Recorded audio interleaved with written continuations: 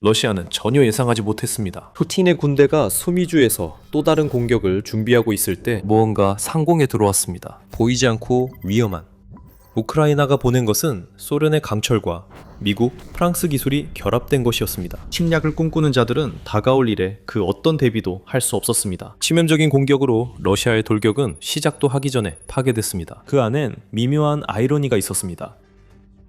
그 공격은 러시아가 구식으로 여겼던 소련 시대 플랫폼을 사용했습니다. 우크라이나는 구식의 기준이 다름을 보여줬습니다. 그리고 그 판단의 주체가 우크라이나라면 오래된 것이 새로워집니다. 그리고 한때 쓸모없다고 여겨졌던 것이 하늘에서 치명적인 악마로 변합니다. 우리는 라지브카 마을, 더 정확히 말하면 수미에 위치한 그 마을에서 몇 킬로미터 떨어진 곳으로 향합니다. 그곳에서 러시아 지휘관들이 계획을 꾸미고 있었습니다. 마을 공격이 예정되어 있었습니다. 정착지를 점령할 만큼 강력했고 블라디미르 푸틴의 수미 지역 목표 달성이 목적이었던 듯합니다. 이 우크라이나주는 러시아에 매우 중요합니다. 우크라이나 러시아 국경의 수미는 블라디미르 푸틴이 오랫동안 완충지대로 원해온 곳입니다. 러시아는 최근 완충지대 조성을 계속 밀어붙여 왔습니다. 2026년 4월 UKRI 인폼 보고서에 따르면 러시아군이 국경마을 점령을 시도한 것으로 드러났습니다. 러시아가 바라는 이상적인 세계에서는 러시아군 대부대가 주위 한쪽 끝에서 다른 쪽 끝까지 이어질 것입니다. 2024년 8월에 있었던 쿠르스크에 대한 굴욕적인 역침공과 같은 일이 다시는 일어나지 않도록 우크라이나를 완전히 막아낼 것입니다. 완충지대가 마련되면 러시아는 수미에서 소모되는 병력을 동쪽으로 돌릴 수 있습니다. 러시아가 도네츠크를 차지하려 하고 결국 돈바스 지역까지 장악하려 하고 있습니다. 러시아의 치밀한 계획도 종종 어긋납니다. 라지브카 공격 준비 중에도 우크라이나는 모든 상황을 주시하고 있었습니다. 러시아가 움직일 때 우크라이나는 지켜봤습니다. 강습 부대는 타격 드론과 정찰 드론의 지원을 받았습니다. 이들은 국경 바로 뒤에 있는 쿠르스크 지역의 테오키노에 있었습니다. 우크라이나는 이 상황을 실시간으로 지켜봤으며 생성 즉시 우크라이나군에 전달되는 위성 영상의 도움을 받았을 것입니다. 이로써 우크라이나 킬체인이 90% 단축됐습니다. 러시아군이 움직이자 우크라이나도 대응을 준비했습니다. 곧 있을 공격을 보도한 해바라기 텔레그램 채널은 그 경위를 이렇게 설명합니다. 적군은 무인 항공기 지원으로 테오키노에서 라지브카로 이동을 시도했습니다. 채널에 따르면 TRO 전투원들이 적시에 적을 발견하고 항공기를 돌격조와 무인기 발사대가 모인 곳으로 유도했습니다. 우크라이나는 러시아 침략군이 집결해 기동을 시작할 때까지 기다렸습니다. 그리고 우크라이나가 공격을 감행했습니다. 하지만 이번 공격은 우크라이나가 다른 지역에서 러시아의 군수 및 병력 집결지를 파괴하는 데 사용했던 중거리 드론으로 이루어진 것이 아니었습니다. 이번에는 오랫동안 구식이라고 조롱받아온 항공기가 피해를 입혔습니다. 미그-29 전투기가 이륙했습니다. 그 자체로는 문제가 아닐 수도 있습니다. 하지만 이 소련 시대 항공기는 침략자들의 사정권에 들 생각이 전혀 없었습니다. 그 항공기는 안전거리를 유지했습니다. 그리고 그곳에서 미국과 프랑스의 화력을 결합한 강력한 공격을 퍼부어 러시아 병사들을 괴멸시켰습니다. 우크라이나의 미그-29 전투기는 미국산 GBU-39 소구경 폭탄과 프랑스산 ASM 해머 폭탄을 발사했습니다. 러시아는 이 공중 폭탄들을 요격하려 했습니다. 미리타니는 침략자들이 서방 무기 중 하나에만 4발의 방공 미사일을 발사했다고 보도했습니다. 그 미사일들은 모두 빗나갔습니다. 러시아는 미사일이 빗나가지 않길 바랐지만 반경 영상이 그 이유를 보여줍니다. 선플라워가 공개한 32초 영상은 우크라이나 서방 무기가 러시아군 진격 시도에 얼마나 강력했는지 보여줍니다. 여러 번의 거대한 폭발로 연기 기둥이 하늘로 치솟는 장면이 보입니다. 안전하다고 여겼던 러시아군이 전투에서 무력화되는 모습입니다. 우크라이나 폭탄이 떨어지기 직전까지 그들은 이런 일을 전혀 예상하지 못했습니다. 그리고 라지브카에 대한 계획된 공격은 결국 일어나지 않았습니다. 그럴 수 없었습니다. 러시아군은 우크라이나의 기습적인 후방 공격의 여파를 처리하느라 너무 바빴습니다. 마을은 또 하루를 버텨냈고 푸틴이 그토록 원하던 수미의 완충지대는 당분간 미뤄질 수밖에 없습니다. 실제로 그 완충지대가 만들어질 수 있을지조차 알 수 없습니다. 유나이티드 24 미디어에 따르면 우크라이나가 소련제 강철과 서방의 화력을 결합해 노린 목표는 1427번째 차량화 소총 연대였습니다. 이 연대는 수미 주변 북부 국경을 따라 작전하는 것으로 알려져 있습니다. 이 연대는 복잡한 역사를 지니고 있습니다. 2025년 3월로 거슬러 가면 이 연대는 러시아 승리에 기여했습니다. 이 연대의 병사들이 베셀리브카 마을에 진입해 러시아 국기를 개양하는 데 성공했습니다. 푸틴은 그걸 정말 좋아했을 겁니다. 국기 개양은 러시아 지도자에게 진정한 승리나 다름없습니다. 이미지와 영상은 러시아 선전에 활용될 수 있습니다. 이번에는 점령이 실제로 이루어진 듯 하지만 이후 이 연대의 무능함이 드러났습니다. 아마도 많은 숙련 요원 손실 때문일 수 있습니다. 1427년대는 라지브카 침공을 시도하기 며칠 전 굴욕적인 순간을 겪었습니다. 우크라이나 민간 인프라에 대한 공격을 강화하라는 명령을 받은 1427 연대의 병사들은 몰니아이 공격 드론을 집어들고 조준했습니다. 그들은 글루시코보에서 민간 차량을 공격했습니다. 쿠르스크에서요. 러시아 1427연대는 라지브카 공격 시도 전 스스로 발등을 찍었습니다. 우크라이나의 공격은 이 부대의 일주일도 안 돼 두 번째 굴욕입니다. 상처에 소금까지 뿌린 셈이죠. 우크라이나의 미그 29 전투기가 러시아 병력들을 완전히 제거하며 상처에 소금을 듬뿍 뿌렸습니다. 이 연대는 중요한 전진기지를 잃었고 이는 러시아에게 최악의 시기에 일어난 일입니다. 라지브카 전선은 3월 이후 사실상 변함이 없었습니다. 유나이티드 24 보도입니다. 러시아는 마침내 진전을 이루려고 했지만 순식간에 서방의 화력이 러시아 후방을 초토화할 수 있음을 다시 한번 입증했고 그 모든 시도는 무산됐습니다. 그 화력에 대해 이야기해 봅시다. 우크라이나가 러시아에 퍼부은 것은 GBU-39와 ASM 해머의 조합이었습니다. 둘 다 우크라이나에서 오래 사용됐으며 그럴 이유가 있습니다. 이 무기들은 파괴력이 엄청납니다. GBU-39는 유도폭탄으로 본질적으로 113kg짜리 폭탄을 최대 74km 떨어진 목표물에 투하할 수 있게 해줍니다. 러시아의 활공폭탄과 다소 비슷하지만 훨씬 더 발전된 무기입니다. 미국 공군에 따르면 GBU-39요 시스템은 최대 4개의 폭탄을 실을 수 있는 스마트 캐리어를 사용합니다. 이 스마트 캐리어는 내부 무장창과 외부 하드포인트 모두에서 발사할 수 있습니다. 이 폭탄들은 GPS 신호를 이용해 목표까지 유도되며 주야강과 모든 기상에서도 발사됩니다. GBU-39의 목표 좌표는 발사 전 지상이나 공중에서 입력할 수 있습니다. 후자의 경우 조종사와 승무원들이 임무 중에 새로 나타난 목표에 신속하게 대응할 수 있습니다. 개당 4만 달러의 가격에 이 폭탄들은 저렴하면서도 강력합니다. 흥미롭게도 우크라이나는 이 폭탄을 미그 29에서 발사하는 데 성공했습니다. ASM 해머도 비슷한 무기입니다. 해머 역시 스탠드오프 무기이며 모든 기상 조건에서 발사할 수 있습니다. 또한 모듈식으로 설계되어 있는데 이것이 바로 ASM 해머의 진짜 정체를 암시합니다. 이 무기는 폭탄이 아니라 여러 종류의 무유도 폭탄에 맞게 조정해 장착할 수 있는 키트입니다. 이 키트로 무유도 폭탄이 정밀 유도 무기로 바뀝니다. 프랑스는 이 폭탄 키트를 125kg, 250kg, 500kg, 1000kg 폭탄에 장착할 수 있도록 여러 버전으로 제작했습니다. 우크라이나는 250kg 폭탄용 키트는 보유하고 있을 가능성이 있고 1000kg 폭탄용 키트도 있을 수 있습니다. 이는 가장 많이 사용되고 비축량도 일관되기 때문입니다. 프랑스는 매달 우크라이나에 이 폭탄 키트 50, 60개를 제공하기로 했습니다. 그리고 최근에는 우크라이나가 이 키트를 직접 생산할 수 있도록 라이선스를 부여했습니다. ASM 해머 폭탄은 키트에 내장된 작은 날개와 고체 로켓 모터의 조합 덕분에 사거리가 70km를 조금 넘습니다. 이 폭탄들은 GPS와 관성 항법 장치를 결합해 원형 공산 오차가 약 10m입니다. 아미 레커그니션에 따르면 강력하고 신속하게 명중하며 프랑스, 인도, 이집트, 크로아티아 등 여러 나라에서 사용됩니다. 카타르, 모로코, 그리고 물론 우크라이나도 있습니다.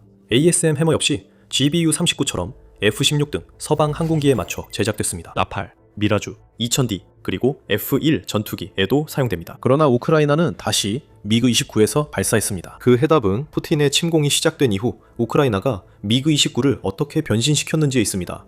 이 소련 시대의 전투기는 러시아에 의해 구식으로 취급되었습니다. 그렇지 않습니다. 우크라이나가 그것을 증명합니다. 하지만 더 설명하기 전에 지금 여러분은 밀리터리 쇼를 시청하고 계시다는 점을 상기시켜드립니다. 이것이 여러분이 원하는 인사이트입니다. 채널을 구독하고 알림 설정도 해두셨는지 꼭 확인하세요. 러시아의 침공이 시작된 그 순간으로 여러분을 다시 데려가겠습니다. 침공이 시작된 지 약 한 달이 지난 2022년 3월 27일 글로벌 디펜스 군단은 당시 많은 사람들이 궁금해했던 질문을 던졌습니다. 러시아는 왜 미그 29 전투기를 초기 침공 부대에 투입하지 않았을까요? 이것은 분명히 러시아가 더 발전된 항공 전력을 나중을 위해 아껴둔 경우가 아니었습니다. 러시아는 침공 초기 단계에서 수호이 34와 수호이 35를 사용했고 수호이 24와 수호이 25 같은 구형 기체들도 함께 투입했습니다. 하지만 미그 29는 전혀 투입되지 않았습니다. 당시에는 이런 조치에 논리가 있었습니다. 우크라이나는 소련 시절부터 남은 미그 29 전투기 56대를 보유해 비교적 큰 전력을 유지했습니다. 러시아는 같은 기종 항공기 투입이 좋지 않다고 판단했습니다.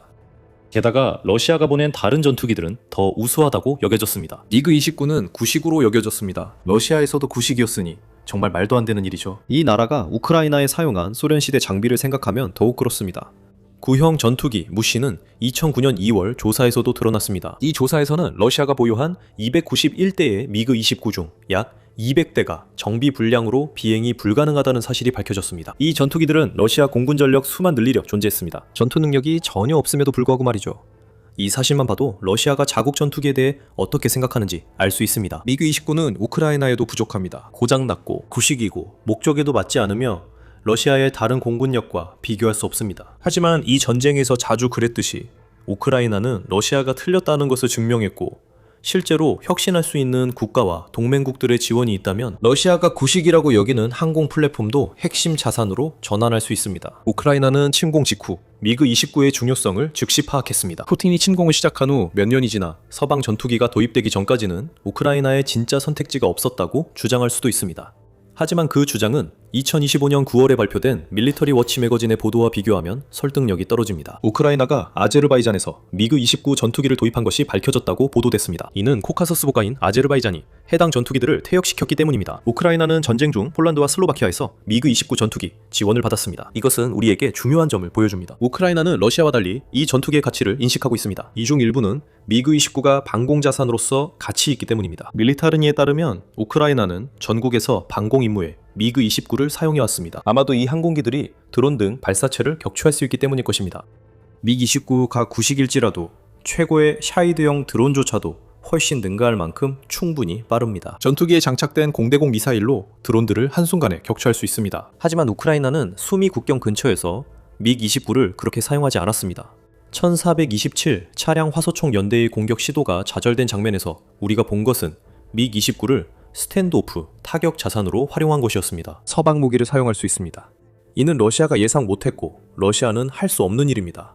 미국과 프랑스는 GBU-39와 ASM 해머를 러시아에 제공하지 않으며 이 무기들은 우크라이나를 위한 것입니다. 그리고 이것은 우크라이나의 창의성과 협력이 빛을 발하는 또 하나의 예입니다. 우크라이나와 서방 파트너들은 MiG-29와 다른 소련 시대의 기체들을 우크라이나가 러시아에 타격을 줄 수 있는 전투기로 탈바꿈시키기 위해 열심히 노력해왔습니다. 미그 29가 서방 무기를 발사할 수 있다는 건 새로운 일이 아닙니다. 2024년 5월 아미 레커니션은 우크라이나가 미그 29 전투기를 개조해 서방 탄약을 투하할 수 있게 했다고 보도했습니다. 이 전투기들은 우크라이나가 보유한 Su-24와 Su-27과 함께 미국, 프랑스, 영국이 제공한 특정 탄약을 발사할 수 있도록 개조되었습니다. 해당 매체는 당시 이렇게 보도했습니다. ASM 해머 폭탄, 미국산 JDM, 영국산 페이브웨이4 스마트 폭탄 등이 이름을 언급받았습니다.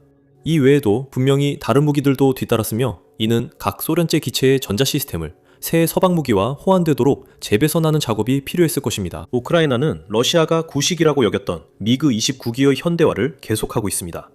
2026년 1월 디펜스 익스프레스는 우크라이나 미그 29기가 미국산 ERAM 미사일을 발사할 수 있도록 개조되었다고 밝혔습니다. 즉 우크라이나는 이른바 구식 기체를 최소 2030년까지 운영할 수 있게 된다는 뜻입니다. 공격은 스탠드오프 거리에서 이루어져야 하지만 우크라이나에는 그걸로 충분합니다. 이것은 미그 29와 서방 무기의 결합이 러시아를 상대로 얼마나 효과적인지 방금 증명했습니다. 러시아가 전투기를 과소평가한 대가로 이제 GBU-39U를 발사할 수 있는 미그 29들을 감당해야 합니다. ASM 해머 등 다양한 무기로 우크라이나가 수십 킬로미터 떨어진 견고하게 방어된 표적을 타격할 수 있게 됐습니다. 별일 아니죠? 그렇죠? 글쎄요. 티오키노에서 공격부대가 자신들의 군 지휘관들이 구식이라고 말했던 전투기에 의해 산산조각이 났다면 그들에게는 큰 일일 수도 있겠죠. 우크라이나는 소련 시절의 유물을 진정한 전투 검증을 거친 현대 무기로 탈바꿈시켰습니다. 그리고 우크라이나의 미그 29 전투기는 원거리에서 사용할 수 있도록 특별히 개조되었기 때문에 우크라이나 조종사들이 러시아 방공망 사거리 안에 머무는 실수를 하지 않는 한 러시아는 그 전투기에 대해 아무것도 할 수 없습니다. 적어도 이제는 그런 일이 더 이상 일어나지 않습니다. 우크라이나는 구식 플랫폼을 재활용해 러시아의 활공폭탄 전략을 러시아에 역이용하고 있습니다. 러시아는 이번 공격 후에도 여전히 한 가지를 기대할 것입니다. 언젠가 우크라이나가 미그 29가 쓴 서방 무기를 모두 소진할 수도 있다고 생각할 수 있죠. GBU-39에 대해서는 그럴 수 있습니다. 미국은 3월 31일 이후 우크라이나의 추가 군사 지원을 약속하지 않았습니다. 이 방침은 변하지 않을 것 같습니다. 하지만 GBU-39가 우크라이나로 보내지지 않는다는 의미는 아닙니다. 하지만 그것들은 직접적으로 기증되는 것이 아니라 펄 이니셔티브를 통해 우크라이나나 그 파트너들이 구매해야 할 것입니다. 앞서 언급했듯이 ASM 해머 상황은 다릅니다. 매달 50, 60개 정도가 우크라이나로 들어가고 있습니다. 그리고 이제 우크라이나는 해머를 직접 생산할 수 있는 라이선스를 갖게 되었습니다. 곧 이 위험한 폭탄들이 우크라이나 생산 라인에서 혹은 러시아 미사일의 사정권 밖에 두기 위해 파트너 국가의 시설에서 생산되어 나오게 될 것입니다. 하지만 만약 그런 일들이 전혀 일어나지 않았다 하더라도 그리고 우크라이나가 서방 무기를 한정된 수량만 보유하고 있었다 해도 러시아는 재정비된 미그 29기의 원거리 타격에서 여전히 안전하지 않을 것입니다. 왜일까요? 한 단어로 설명할 수 있습니다. 리브뉴바흐 때문입니다. 발음은 어렵지만 이 한 단어가 러시아가 라지브카를 노린 러시아 침략자들을 파괴하는 데 쓴 유도폭탄이 언젠가 고갈될 것이라는 희망을 완전히 깨트렸습니다. 다른 수많은 목표물들까지 포함해서 말입니다. 이 단어는 대략 균형을 맞추는 것 또는 격차를 줄이는 것 정도로 번역됩니다. 이것은 우크라이나가 그것을 어떻게 보는지를 암시하는 표현입니다. 리본 유바흐는 무기이기 때문입니다. 이것은 단순한 무기가 아니라 러시아 유도폭탄에 대한 우크라이나의 해답이며 서방 유도폭탄 재고가 바닥나더라도 우크라이나가 자체 생산할 수 있는 무기입니다. 미국산 JDAM-ER보다 3배 저렴한 이 이퀄라이저는 250kg 탄두에 장착할 수 있습니다. 준비 시간은 30분 이내로 걸립니다. 이 무기는 처음부터 새로 개발됐지만 미기 21 등 항공기로 러시아 후방을 타격하려는 같은 목적을 지닙니다.